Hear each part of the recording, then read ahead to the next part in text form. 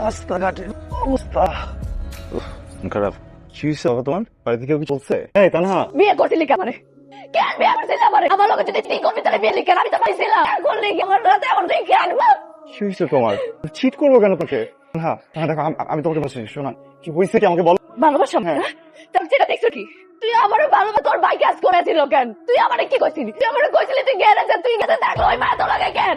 আমি বলছি এটা আমি মানছি, কিন্তু তুমি যেটা ভাবতেছো এটা সত্য, বুঝছো?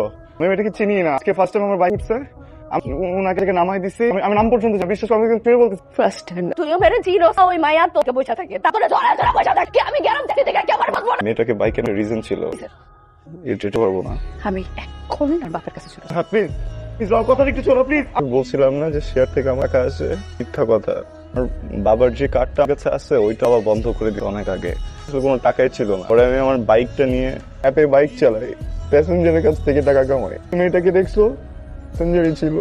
দেখো সরি, আমি তোমাকে অনেক কষ্ট দিচ্ছি। আমি অনেকবার চাইছি তোমাকে বলি, কিন্তু তোমাকে বলিনি, আমার মনে হচ্ছে তুমি অনেক কষ্ট পাবা। তুমি যদি শুনো যে আমি বাইককে রাইড করে বেড়াই, তোমার হয়তো অনেক খারাপ লাগবে। I am sorry. ভালোবাসো না আমারে? পৃথিবীর সব মেজারমেন্ট টেপ শেষ হয়ে যাবে আমার ভালোবাসা যদি না